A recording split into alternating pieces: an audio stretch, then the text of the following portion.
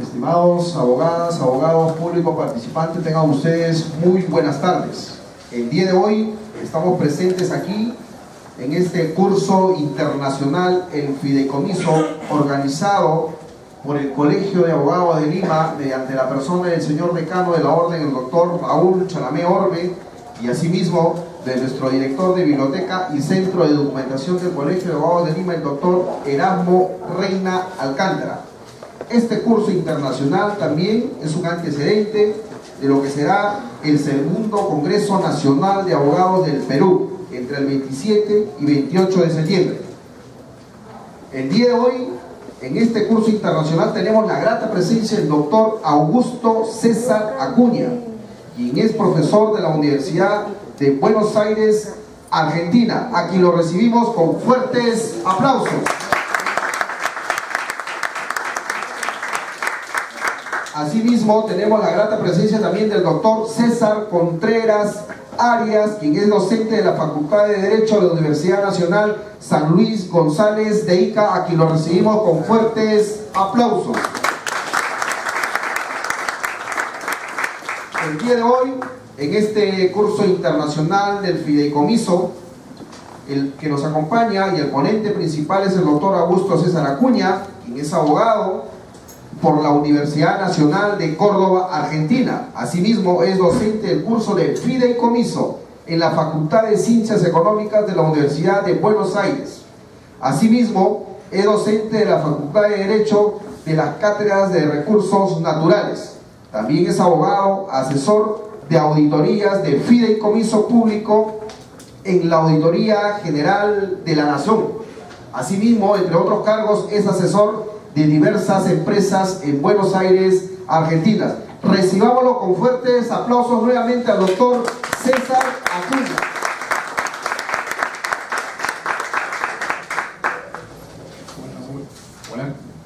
Muy buenas tardes a todos. Primero agradecer a las autoridades del Colegio de Abogados y al director de la biblioteca por la convocatoria. Para mí es un enorme orgullo el poder estar acá con ustedes, el poder venir a comentarles lo que tiene que ver con el fideicomiso, esta figura particular que tenemos en nuestros derechos, y digamos, comentarles lo que me gustaría que sea como una forma de descripción de lo que tiene que ver con el fideicomiso en Latinoamérica, el fideicomiso en Argentina y el fideicomiso en el Perú, y con las alternativas y cómo se está aplicando hoy desde una visión, digamos, de uno que lo puede ver de afuera, el poderles digamos, poder conversar con ustedes esta cuestión. Para comenzar, vamos a, bueno, un poco lo que les estaba comentando, lo que vamos a conversar, lo que tiene que ver con de qué estamos hablando cuando hablamos de fideicomiso.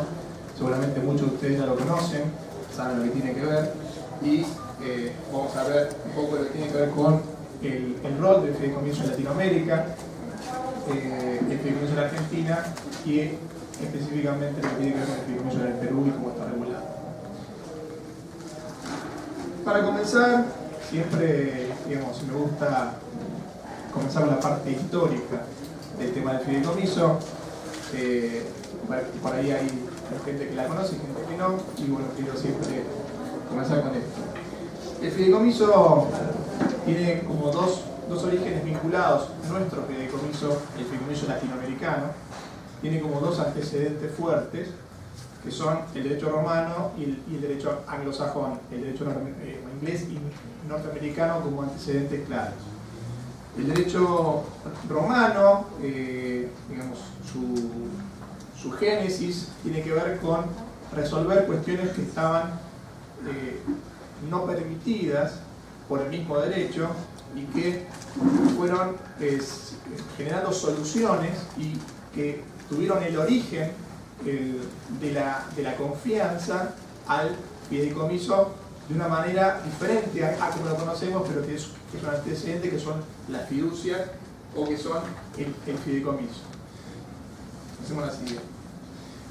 Los dos antecedentes, las dos variantes que tienen que ver con el fideicomiso en el derecho romano como antecedentes son el antecedente neto del fideicomiso de garantía, que era una herramienta en la cual alguien que tenía una deuda podía transferir bienes para un tercero para que los tenga en custodia y en caso de algún incumplimiento este tercero pueda cancelar esas deudas y que sirva como una herramienta de garantía para lo que tiene que ver con créditos. Y también sirvió como una opción para resolver cuestiones hereditarias. El derecho romano tenía una particularidad, que era muy estricto el régimen sucesorio, y había casos como la mujer o los hijos no matrimoniales que quedaban afuera del esquema sucesorio, y el fideicomiso Cunamicu sirvió como la herramienta para solucionar el tema sucesorio. Si nos vamos para el derecho inglés, donde por influencia también del derecho romano, toma una modalidad muy diferente, lo que tiene que ver con el derecho de propiedad, y comienza a generarse cuestiones de doble propiedad, donde una persona tenía dos propiedades, una como propia y una como reconociendo esa propiedad en un tercero. Y esa propiedad que tuvo una regulación jurídica, un respaldo judicial con los juzgados del equity, sirvieron como esquema para solucionar el tema de los casos donde era necesario tener ese reconocimiento de una doble propiedad. Y estas dos opciones, si seguimos para la siguiente, son las que, esto lo estamos comentando, pasamos a la siguiente, son las que son antecedentes de esta figura como la conocemos hoy. El fideicomiso hoy, si lo queremos ver desde una perspectiva propia, el fideicomiso en Latinoamérica tuvo su particularidad, que tomó estas dos ideas, estos antecedentes, y creó algo propio. Podemos decir que desde la legislación de México y países varios centroamericanos también lo han tomado. Tenemos la figura del fideicomiso latinoamericano, que es la que vamos a conversar, que es el antecedente neto de la ley de fideicomisos en el Perú. También es el antecedente en Argentina, que tiene que ver con la regulación. Si pasamos para la siguiente. La normativa de México tenía esta particularidad, que incorporó al fideicomiso con esta base de que tiene que ver con la confianza entre las partes que van a ser las que van a celebrar el contrato, y está este tema de la doble propiedad. Y así es que se toma, y vamos a ver lo que tiene que ver con la particularidad del fideicomiso que crea un patrimonio separado, que es lo que de alguna manera permite que estemos hablando hoy de una figura novedosa, de un contrato que tiene una gran proyección y que cada vez se utiliza mucho más. Volvamos a las anteriores. ¿Dónde está la figura? Ahí. Bueno, ahí podemos ver el gráfico de lo que sería el fideicomiso. Acá utilizando los términos de la ley 26.702, que es la ley de bancos, donde se incorpora a partir del artículo 241 en el Perú lo que tiene que ver con el fideicomiso. ¿Qué es el fideicomiso? Es un contrato entre el fideicomitente y el fiduciario, entre alguien que requiere o necesita o le interesa constituir el fideicomiso y alguien que lo va a administrar. Cuando hablemos de fiduciario vamos a pensar en un administrador. ¿Un administrador de qué? De este patrimonio nuevo, diferente, que se crea con el fideicomiso. ¿Cómo se crea? Por un contrato. La causa fuente es el contrato, que va a ser la herramienta generadora. Tendremos un contrato que nos va a regular los derechos, deberes de las partes, cuál es el fin, la objetividad, para qué se constituye, y que nos va a determinar algo muy importante. El fideicomiso es un mandato que se ponen de acuerdo por parte del fideicomitente con el fiduciario de para qué se constituye. No es un acto libre, sino que tiene la particularidad que se tiene que estipular en ese contrato para qué se arma ese fideicomiso. Para hacer un proyecto inmobiliario, para obtener, para que sea un esquema de administración de patrimonios, para un fideicomiso de garantía. Vamos a ver diversos objetos que puedan tener los fideicomisos y que va a estar claramente estipulado en el contrato para qué se constituye.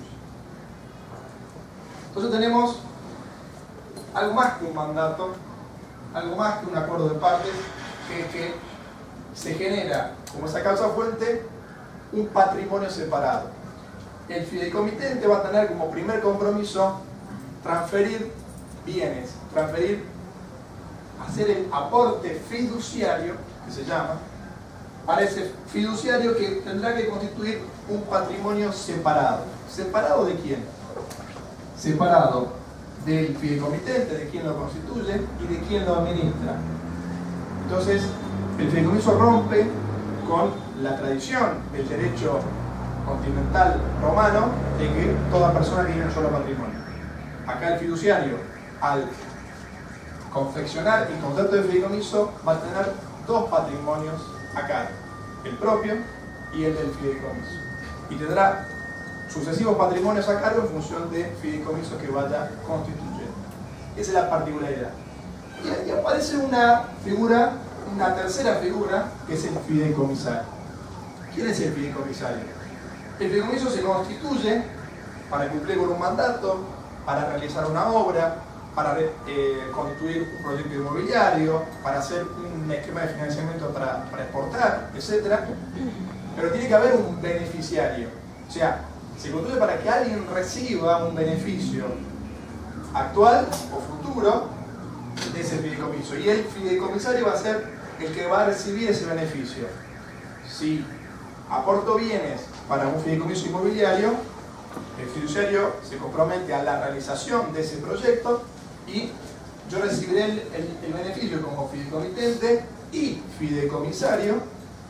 Yo puedo cumplir las dos posiciones, recibir X cantidad de departamentos, por ejemplo. O si transfiero bienes para que los administre y eso me genera una renta, me transfiere esa renta que puede generar este fideicomiso. Esa sería como la lógica funcional del fideicomiso y vamos a verlo más en acción. En Latinoamérica, ¿para qué se utiliza? ¿Para qué se utiliza esta herramienta? Primero, como administración de patrimonios. ¿Y por qué? Al constituirse estos patrimonios separados, las legislaciones en general de Latinoamérica son bastante homogéneas con eso, la argentina, la mexicana, la de Perú es así, ese patrimonio es inembargable, no responde por las deudas de quién, de quien lo constituyó y de quien lo administra. Entonces, ¿qué nos permite? Que ese patrimonio que colocamos dentro de un fideicomiso podamos resguardarlo. Si yo tengo como fideicomitente constituyente del fideicomiso algunas otras actividades que pueden afectarme, hacerme caer en un estado de concurso, quiebra, etc., eso yo lo puedo resolver y proteger a ese patrimonio que puse dentro del fideicomiso, queda separado. ¿Cuál es la excepción? Que sea un acto para evadir a los acreedores, que ahí sí tendré una acción de fraude para resolver ese tema. Pero si no, sacando esa excepción, que sea un acto para evadir deudas, ese patrimonio queda resguardado. Lo mismo de quien lo administra. Quien lo administra va a ser el titular, el dueño de ese patrimonio fiduciario. Va a ser patrimonio fiduciario porque tiene que ver con ese plazo o condición que va a estar sujeto a ese fideicomiso, no va a ser eterno. Y las deudas propias del fiduciario no van a afectar a ese patrimonio. ¿Sí? Lo vamos a ir viendo ahora. Perdón, volvamos a preguntar.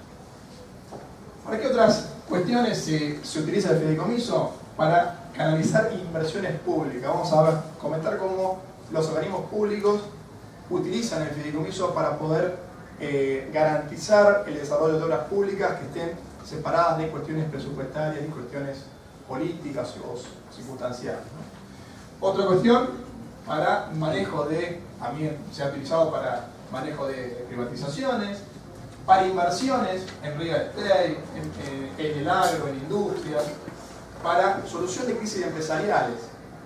Ahí me quiero detener.